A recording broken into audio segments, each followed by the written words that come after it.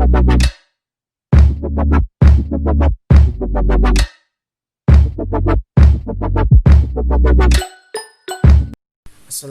warahmatullahi wabarakatuh dan salam sejahtera kepada Dr. Syauqi.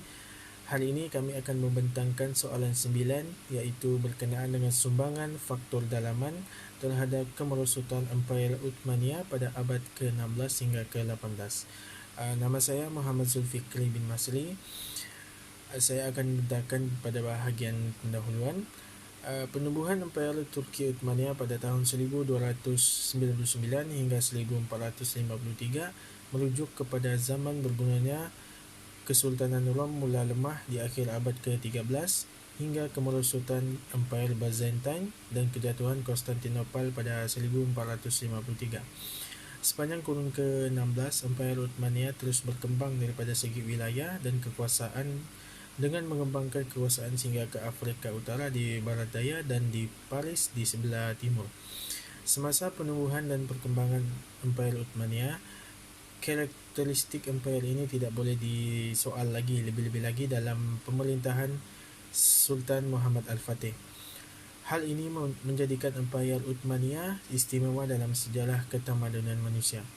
Kejayaan pengembangan kuasa Uthmaniyah pada kurun ke-16 adalah kerana kemahiran bersenjata api dan teknik peperangan di samping kesempurnaan sistem ketenteraan. Dalam sejarahnya selama 5 abad, iaitu bermula pada akhir abad ke-13 hingga awal abad ke-19, Empayar Uthmaniyah telah mengalami pasang surut. Akibat daripada pelbagai faktor, terutamanya faktor dalaman, akhirnya membawa kepada kejatuhan Empayar Uthmaniyah sehingga memberi kesan kepada negara-negara Islam di sekitarnya yang turut terkena tampias akibat kemerosotan Empayar Uthmaniyah.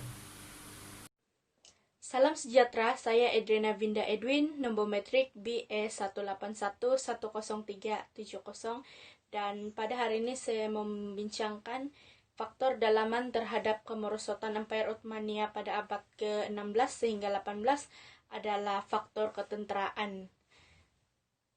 Dalam pertahanan Empayar Uthmaniyah mula merosot pada zaman pemerintahan Sultan Salim yang ketiga karena tentera tidak mempunyai semangat dalam peperangan dan siri peperangan yang terlalu banyak dan tidak henti-henti menyebabkan para tentera Uthmaniyah semakin lama semakin penat dan kurang bersemangat untuk bertempur, dan juga disiplin ketenteraan semakin lama semakin pudar dalam kalangan mereka, dan latihan dan komitmen tentera tidak seperti dulu yang mana tentera Uthmaniyah menjadi latihan selama 24 jam dalam sehari, tetapi komitmen atau jadwal latihan tidak lagi dihiraukan karena terbeban dengan perkara lain sehingga menyebabkan kemahiran yang ada terbatas dan semakin terbantut.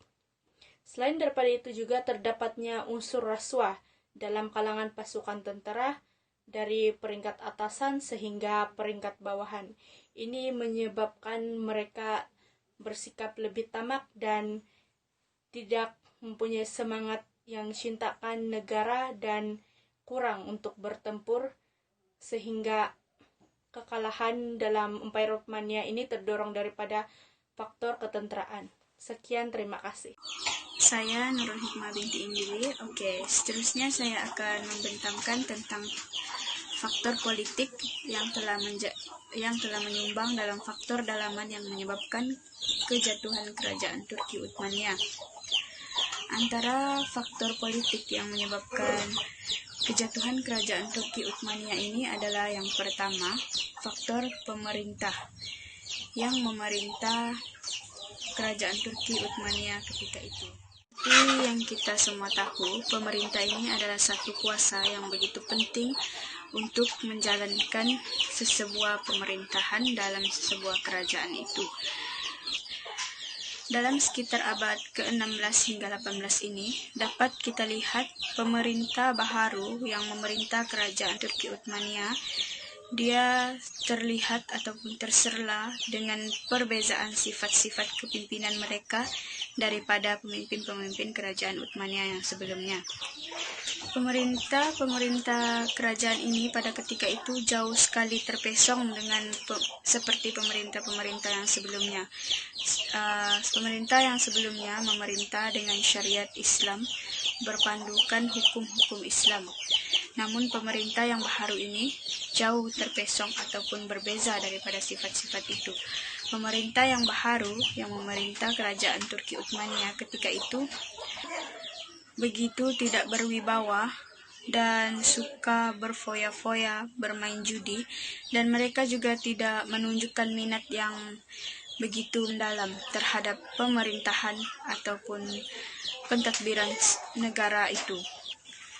Sebagai contohnya dapat kita lihat dalam sikap pemerintah Sultan Selim yang kedua yang menggantikan ayahandanya yang telah mangkat. Beliau adalah seorang pemerintah yang begitu tidak berwibawa dan beliau suka berjudi serta terlibat dengan aktiviti rasuah dalam kerajaan. Sultan yang memerintah kerajaan Uthmaniyah pada ketika itu juga tidak mempunyai kepemimpinan yang begitu baik. Mereka lebih mementingkan hiburan dan dunia daripada berbanding dengan pemerintahan ataupun kuasa yang perlu mereka jalankan dalam sistem pentadbiran mereka, sehingga kebajikan rakyat mereka terabai. Di samping itu, kelemahan ataupun faktor politik yang lainnya adalah kelemahan sistem pertahanan negara ketika itu. Kelemahan sistem negara ini dapat dilihat dari segi kelemahan sistem ketenteraan yang dijalankan. Dalam memilih tentara-tentara yang seharusnya, mereka menjalankan pertandingan-pertandingan untuk pemilihan tentara yang berkualiti. Namun, pada abad itu, 16 hingga 18 ini, pertandingan tersebut tidak lagi dijalankan. Lalu, putra-putra yang berkelayakan dalam bidang ketenteraan ini telah diabaikan, dan pegawai-pegawai tentera bebas untuk memilih dari kalangan mana tentera yang harus mereka lantik. Serta pada ketika itu sistem disiplin dalam ketenteraan itu semakin jatuh dan merosot. Hal ini disebabkan setiap pegawai-pegawai ataupun anak-anak pegawai dalam ketenteraan itu bebas dan mudah untuk mendapatkan pangkat mereka. Oleh hal itu terhapuslah disiplin dalam bidang ketenteraan kerajaan Turki Uthmaniyah. Hal ini, kelemahan ataupun faktor politik ini telah menyumbang kepada faktor dalaman yang menyebabkan ataupun menyebabkan kerajaan Turki Uthmaniyah ini mengalami kejatuhan pada abad 16 hingga 18. Faktor ekonomi. Kemerosotan ekonomi juga merupakan salah satu faktor yang telah menyebabkan runtuhnya kerajaan Empayar Uthmaniyah. Kemerosotan ekonomi ini adalah disebabkan oleh beberapa faktor, antaranya adalah sikap Sultan yang boros dalam perbelanjaan istana. Sifat boros ini boleh dilihat pada zaman Sultan Abdul Al-Aziz, di mana hutang negara Turki Uthmaniyah melonjak tinggi sehingga 6.225 juta francs dan telah menyebabkan negaranya menjadi muflis. Selain itu, akibat perang yang berterusan, kerajaan Turki Uthmaniyah terpaksa menanggung kos peperangan yang tinggi seperti kos ubat-ubatan, kos senjata, serta bekalan makanan yang diperlukan. Sebab itu, kerajaan Turki Uthmaniyah ini tidak dapat menampung kos perbelanjaan perang yang begitu tinggi karena uang yang ingin dibelanjakan tidak mencukupi disebabkan sikap boros dalam pentadbiran itu. Masalah ekonomi ini juga telah menyebabkan keadaan wilayah di Uthmaniyah mengalami inflasi yang teruk sehingga menyebabkan nilai mata uang Uthmaniyah ini hampir tidak ada nilainya dan harga barang keperluan juga melonjak tinggi, antaranya adalah makanan. Dengan hal ini telah menyebabkan keperluan penduduk tidak mencukupi. Seterusnya adalah perdagangan di Turki Uthmaniyah yang lemah juga telah menyebabkan kejatuhan empayarnya. Ianya karena persaingan di antara negara Eropa yang semakin maju dalam bidang perniagaan telah menggugat sistem perdagangan di Turki. Hal ini dapat dilihat dalam persaingan antara Portugis dan Turki Uthmaniyah dalam menguasai perjalanan perdagangan di perairan India pada abad ke-16. Ini adalah dalam bidang pertanian juga kurang diberikan perhatian oleh pemerintah. Pertanian merupakan tulang belakang kepada ekonomi sesebuah negara. Namun, kerajaan Turki Uthmaniyah tidak serius dalam memajukan sistem pertanian di kerajaannya sehingga para petani tidak lagi berminat untuk menjalankan kegiatan pertanian. Selain itu, sistem pertanian Turki Uthmaniyah pada ketika itu jauh ketinggalan karena kekurangan peralatan teknologi yang lebih maju.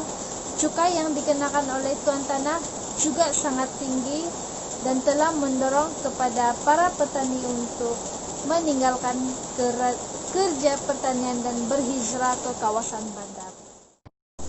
Seterusnya, disebabkan kerajaan Turki Uthmaniyah ini tidak lagi mampu untuk menampung keperluan negara, kerajaan terpaksa melakukan pinjaman daripada pihak pemodal Inggris dan Perancis karena terlalu banyak menggunakan uang negara dalam pembangunannya. Pembangunan negara dan kos peperangan juga sangat tinggi, oleh itu kerajaan terpaksa menanggung bebanan hutang yang sangat tinggi secara tidak langsung. Ianya telah mengakibatkan empayar Turki Uthmaniyah dijajah oleh kuasa barat karena hutang empayar Uthmaniyah terhadap kuasa barat ini yang sangat tinggi. Assalamualaikum dan salam sejahtera saya ucapkan kepada Dr. Muhammad Syauqi dan juga rakan-rakan sekalian. Hari ini saya akan membentangkan tentang faktor sosial yang menjadi faktor dalaman kejatuhan kerajaan Turki Uthmaniyah.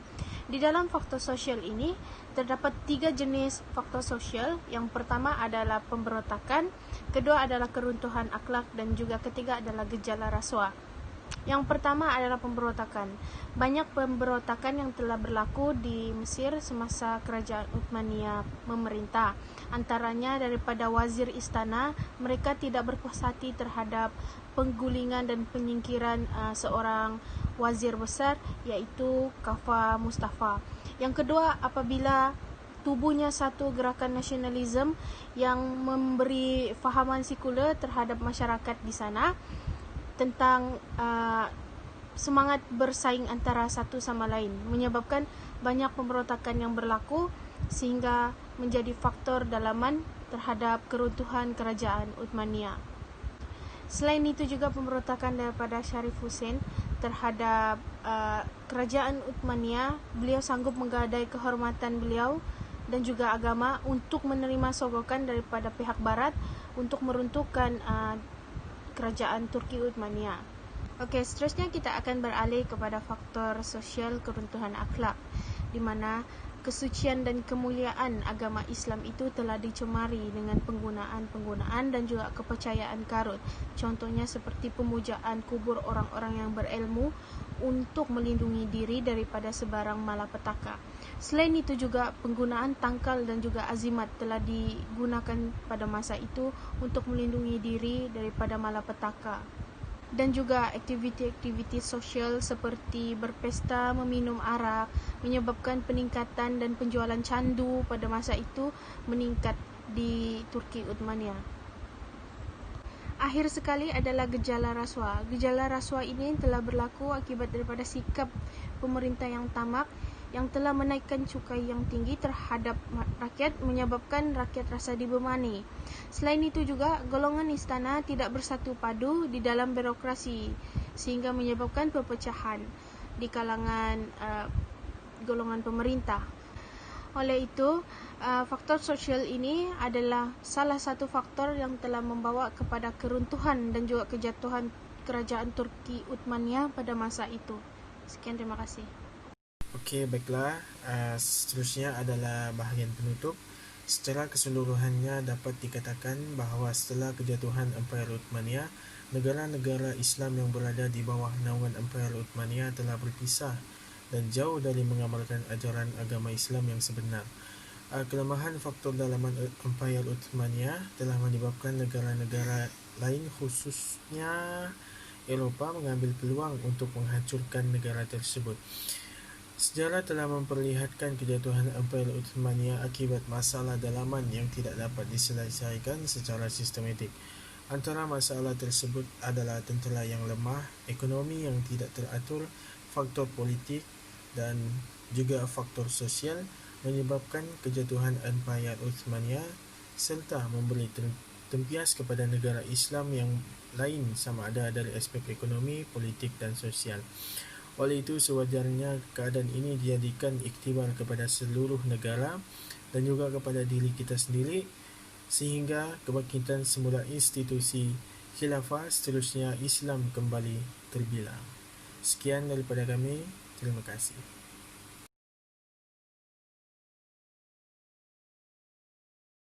Berdasarkan artikel yang ditulis oleh Siti Nadira Othman, Azurin Sabida Walter, dan Kamarul Azmi Jasni, yaitu yang bertajuk Zaman Kegemilangan Islam.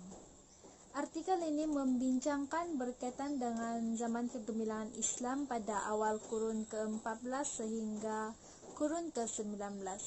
Penulisan artikel ini dalam penulisan artikel ini menegaskan tentang imperial Islam seperti Safavid, Moghul dan juga Uthmaniyya.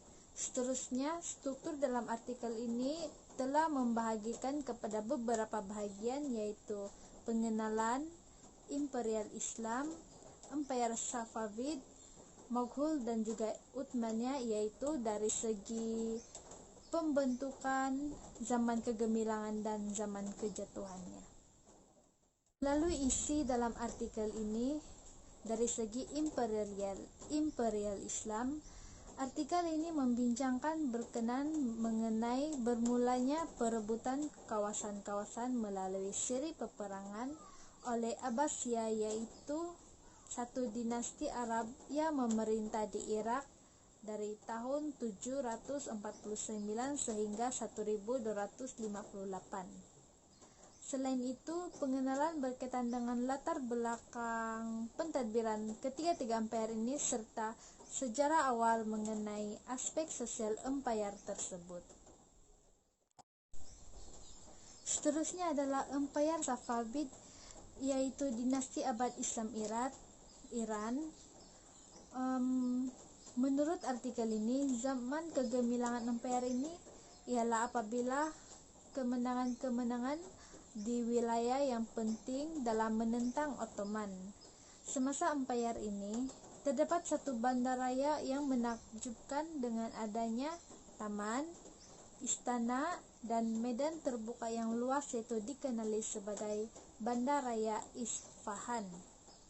Dalam zaman kejatuhannya, empayar ini tidak dapat menjalankan tanggung jawab, kemerosotan dalam peperangan, pemimpin yang tidak cekap. Seterusnya adalah Empayar Moghul. Melalui pembentukan bermula dari akhir kurun ke-12, yaitu pada zaman Genghis Khan, ianya meluaskan jajahan sehingga menguasai China. Berdasarkan artikel ini, Empayar Moghul banyak terpengaruh dengan unsur-unsur Islam, dan kegemilangan Empayar Moghul ini yaitu seorang pemerintah yang bernama Akbar menggunakan konsep mentadbir kerajaan pusat sebagai tentara di bawah arahan daripada sultan dan memansuhkan cukai jizyah. Seterusnya adalah zaman kejatuhan empayar tersebut disebabkan oleh pemerintah yang mengabaikan agrikultur yang menjamin keuangan dan krisis ekonomi yang mula melanda pada waktu itu. Yang seterusnya adalah melalui artikel ini turut membincangkan mengenai Empayar Uthmaniyya, yaitu yang bermula dari abad ke-13 hingga abad ke-19 di kawasan barat laut Anatolia. Melalui pembentukannya, orang Uthmaniyah menguasai Konstantinopel pada tahun 1453. Empayar ini menjadi tumpuan dan tarikan pedagang yang datang dari timur dan barat. Seterusnya, zaman kegemilangannya ini karena mereka menyerapkan prinsip bahwa empayar mereka adalah empayar yang tidak dibahagikan. Sistem ketenteraan diperkenalkan, musuh daripada empayar ini juga dapat dihalang. Seterusnya adalah zaman kejatuhan bagi empayar ini. Berdasarkan artikel ini, empayar ini mula goyang apabila para ulama mula berasa tidak puas hati apabila orang-orang kerajaan mengawal mereka untuk mengeluarkan subsidi syariah, juga mula mengenalkan sistem monarki. Kekuatan artikel ini adalah dari segi zaman kegemilangan Islam, ianya membagikan dengan 3 empayar Islam yang masing-masing mempunyai zaman kegemilangan dan kejatuhannya.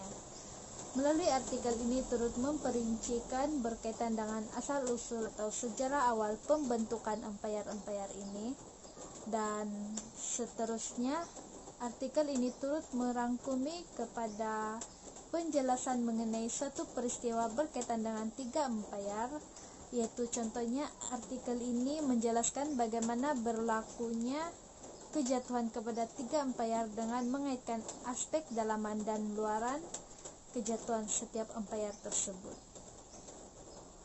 Tambahan pula, dalam artikel ini telah memetik beberapa pandangan sejarawan yang turut mengkaji berkaitan dengan tajuk ini. Jadi dari segi kebenaran dan ketepatan artikel ini boleh dipercayai karena ianya mengambil sumber-sumber dari penulisan tokoh-tokoh sebelumnya. Ini adalah kelemahan yang didapati daripada artikel ini adalah dari segi aspek pengembangan fakta yang terhad dan dalam cara penghuraiannya terhadap suatu peristiwa kejatuhan empayar-empayar ini juga begitu terhad. Selain itu, kekurangan dalam artikel ini didapati melalui penjelasan setiap isi kandungan yang tidak memberikan penekanan yang khusus seperti faktor ketenteraan, politik maupun pentadbiran dalam ketiga-tiga empayar ini. Kesimpulannya, artikel ini telah memberikan ilmu pengetahuan kepada pembaca mengenai kegemilangan Islam dengan merujuk kepada ketiga-tiga contoh empayar, yaitu empayar Safavid, empayar Moghul, dan empayar Uthmaniyah. Berdasarkan artikel ini juga, ianya dapat memberikan sumber rujukan kepada para pengkaji yang akan datang untuk menjalani penyelidikan dalam skop kajian terhadap tajuk artikel ini.